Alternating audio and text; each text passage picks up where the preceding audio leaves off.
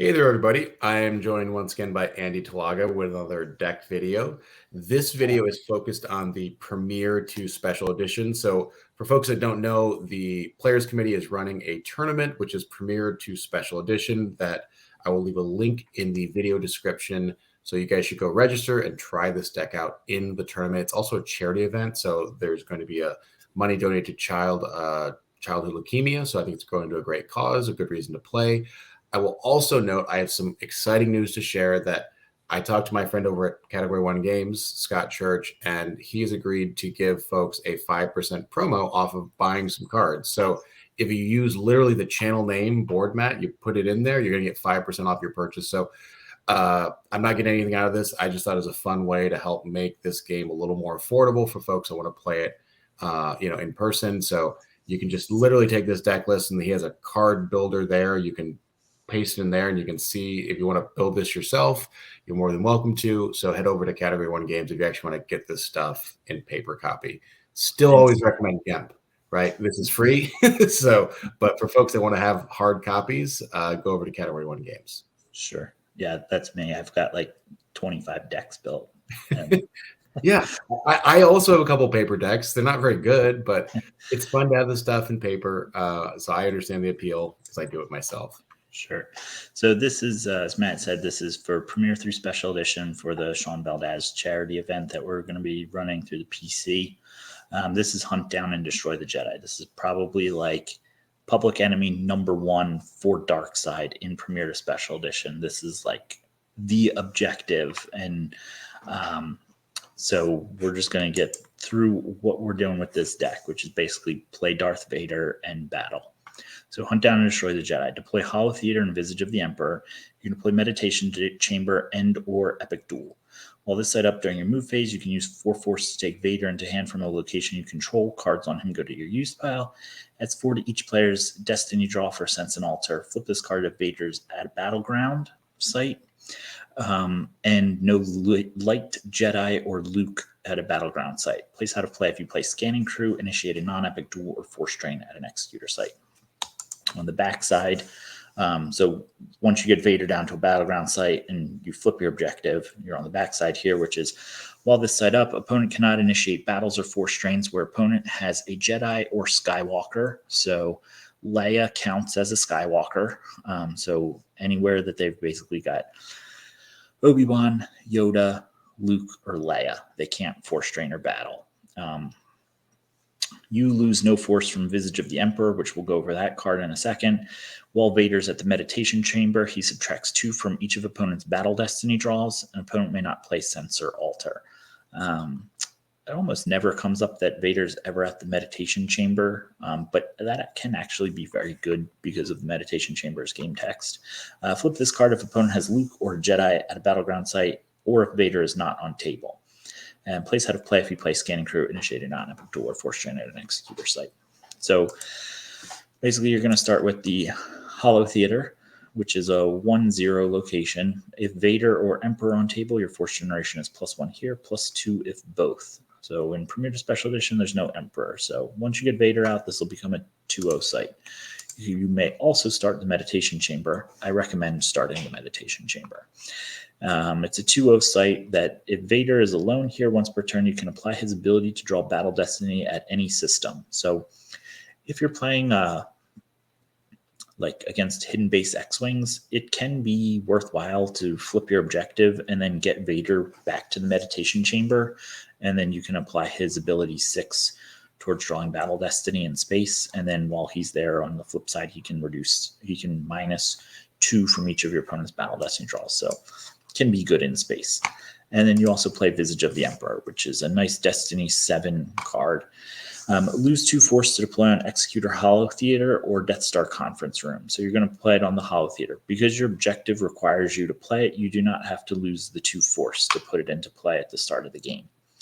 At the end of each player's turn, each player must lose 1 force. Opponent effect canceled if opponent controls this site. So you start with a Visage on Hollow Theater, and then each turn, both players have to lose a force. Once you flip your objective, you no longer have to lose force, only your opponent. So it's a great source of direct damage. Also, if they ever cancel your Visage of the Emperor, by like transmission terminated or controlling the site. And you're able to replay Visage. If you play it on the 7 side, you also do not need to lose 2 force to play it because you don't lose any force from Visage of the Emperor. Although if you're on the 0 side, you do have to lose the 2 force. So I recommend flipping your objective and then replaying Visage if it ever gets canceled. This version of the deck does not play Epic Duel. There are versions that do play Epic Duel, and then you can use either the Circles Now Complete or Vader's Obsession to initiate an Epic Duel. And you play a lot of high destinies and focused attack. This deck is just more about being like a good mains and toys deck and sitting at a battleground site with Vader and Tarkin and Dr. E and battling and force draining and making your opponent lose force to Visage of the Emperor. It's pretty much what this deck does. So you've got those. As far as your starting card, start with Twi'lek Advisor. It's really the only good start there. You could start Surface Defenses, but I don't play all the cards that Surface Defenses would let you play.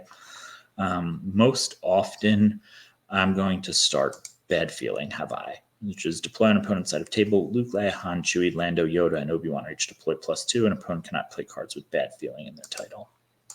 If your opponent starts Mind What You Have Learned, start Broken Concentration instead. Because it can make Jedi testing a lot harder to do, or at least delay them long enough to allow you to force through a lot of damage. If they start something absolutely wacky, like, I don't know, asteroids or something, like you can either start Come Here, You Big Coward or Resistance. And I guess you could start Secret Plans in some matchups, but for the most part, you're going to start Bad Feeling Have I. You have 5 copies of Vader, 3 of Darth Vader, Dark Lord of the Sith, which is the newest Vader in Special Edition, aka Choke Vader. He's excellent. And then 2 copies of Premier Vader. And you want to put him out to a battleground. I only run 3.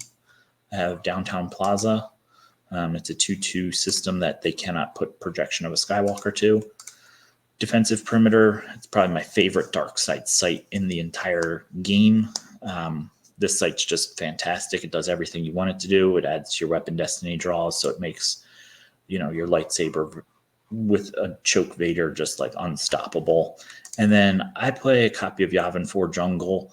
An Imperial here battles at power +2 and is immune to attrition. You can just put Vader with a saber there, and then he's power 8, immune to attrition, and there's not really a whole lot that they're going to be able to do against you.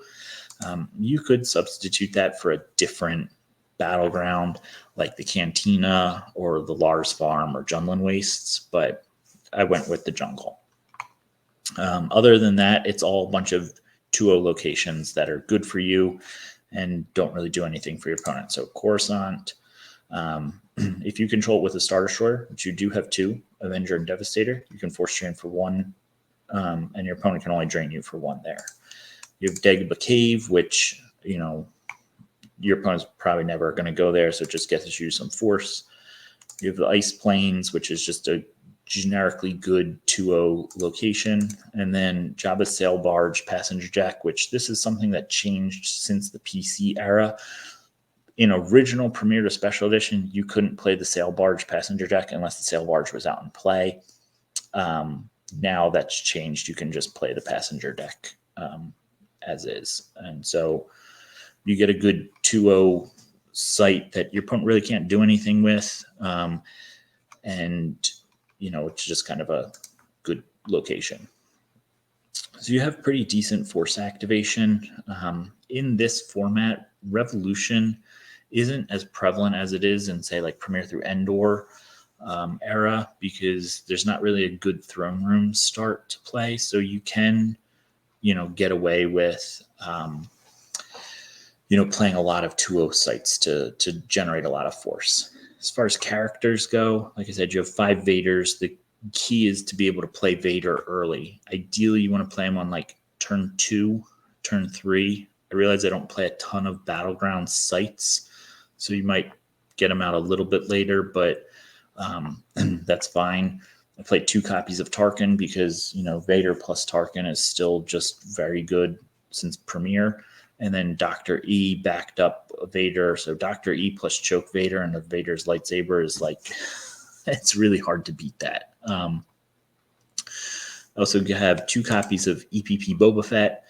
He can shoot something as well as add a battle destiny with Han or Jabba. I don't play Jabba in this deck, but, he's still decent enough. You can play him with Dr. E or, he's just generically good to play. Other than that, the only other characters I have are Ozzel because he deploys for free. Well, he deploys for 0, not free. And and DS61 2 because he's got, he adds 3 to anything he pilots, and he has a deploy 2, forfeit 4, power 2, ability 2. So he's just a very good all-around character. He loves piloting Blizzard 2 and drawing a battle destiny and being power 9. And then everybody's favorite character, Yoo-Threepio, the OG undercover the most spy. annoying card in the game. It's like so annoying. Yeah, he's definitely annoying.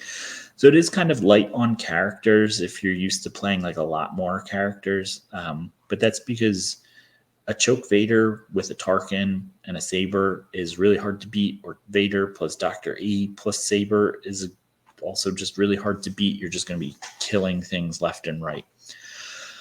And if they don't come attack you, you're going to be draining them for 3 plus making them lose force to Visage of the Emperor quite often. So there's a lot of damage output from very minimal card investment. As far as your effects go, like I said, you're going to start Bad Feeling or maybe Broken Concentration. Community Big Coward, unless the opponent occupies at least 2 battlegrounds, it cancels Asteroid Sanctuary, opponent's force drains at non-battleground locations, and opponent's force retrieval, which is all 3 things that Lightside loves to do prior to Special Edition getting released. So this card's just very good. 2 copies of Disarmed because it works with Dr. E. He can assassinate people. You have Boba Fett and Vader. Presumably you get a Vader Saber on him.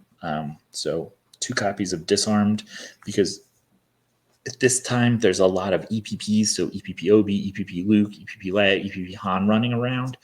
So it's just a good way to just kind of eat through a lot of EPPs quickly.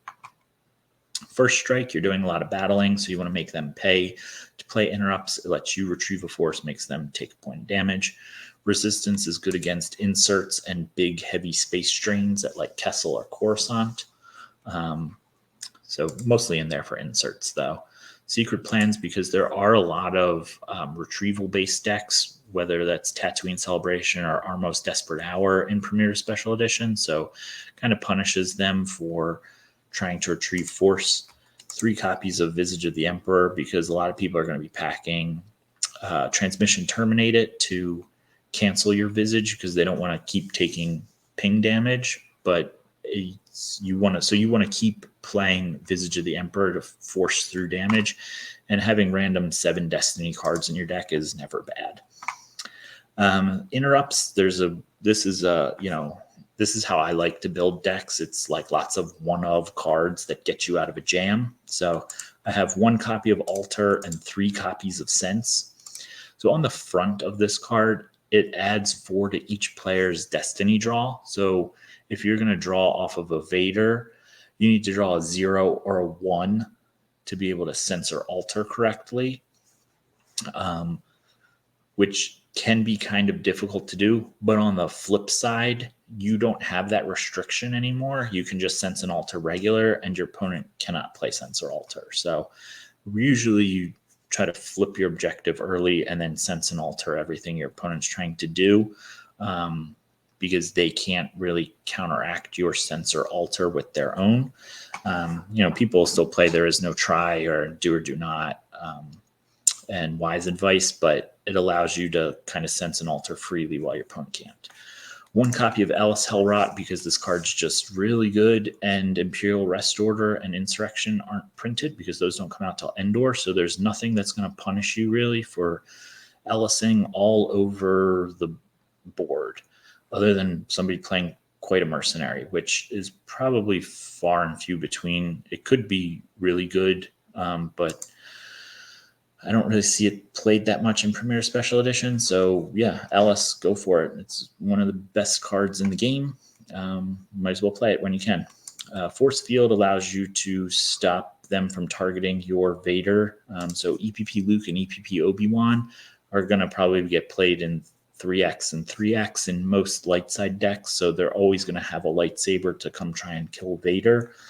This at least lets you stop them from targeting you, and then their EPPs don't have any immunity to attrition, so you can just kind of kill them and keep churning through.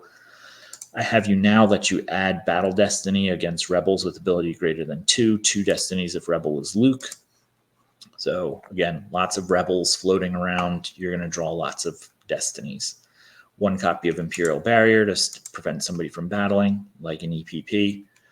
One of my favorite cards in the game, limited resources. This card just wins games. You know, you get down to a race and you've got 9 cards left and they've got 7 cards left, and you force strain them and they lose a card from their hand. They go to 6, and then they now only have 2 cards in their hand, and you hit them with limited resources and they lose 4 more force, and that's basically the game. Masterful Move can go get copies of Visage of the Emperor, and then because Visage of the Emperor is a hologram, and then this also just cycles and is a recyclable 6, which is very good.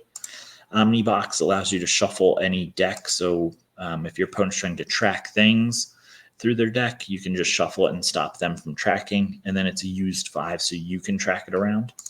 Point Man is really only in here to stop Order to Engage. You can also stop Scramble with it. Those are 2 pretty good cards. Order to Engage is really annoying, though, and it's a Destiny 5 interrupt, so it's in there. Projective Telepathy cancels Anger, Fear, Aggression, which is one of the better light side cards in the format.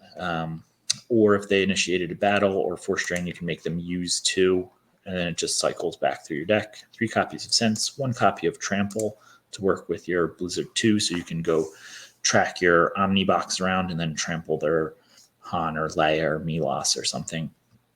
2 Twi'leks, you're going to start one other Twi'lek to go find all your other effects that you have, because you're only starting 1 effect, and there's probably 10 other ones in the deck, and a lot of them are pretty good in most situations, so you want to go find them.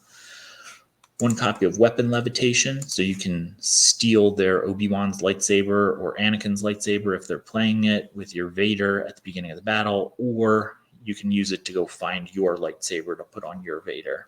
And you are beaten, use 2 force to prevent a character present with your character with the lightsaber from battling or moving until the end of your next turn. We went over the locations, and then other than that, it's just blue cards. So Avenger and Devastator are both ability 2 Star Destroyers, and Bosk and Houndstooth. So he'll add a Battle Destiny, and he provides ability of 2. So any 2 of your starships together can draw 2 Battle Destiny, and you're probably going to be like power 15 or something. So it prioritized, other than your locations, which is probably one of the harder things to do in this format, is get your locations out. Most of the cards in your deck have, by the time you get to the point in the game where you're going to be like battling a lot, are really high destinies, right? You're going to have Visage of the Emperor and an Altar and an Elis and an Imperial Barrier and a Masterful Move and an Ommni Box, et cetera, et cetera. And so these are all Destiny 4, Destiny 5, Destiny 6 cards, which makes it easy to hit things with Vader, or choke things, or trample things, or shoot things with Boba Fett, or just draw high battle destinies, if you're drawing 2 with I Have You Now. So it becomes really dangerous very quickly for your opponent to try to come fight you. I love Hunt Down in this format. It's just a really good, versatile mains and toys deck that's centered around Darth Vader. So it takes all the best stuff that was Dark Side from before Special Edition, which was like mains and toys Vader Tarkin decks, and just kind of catalyzes it into a good platform to play it.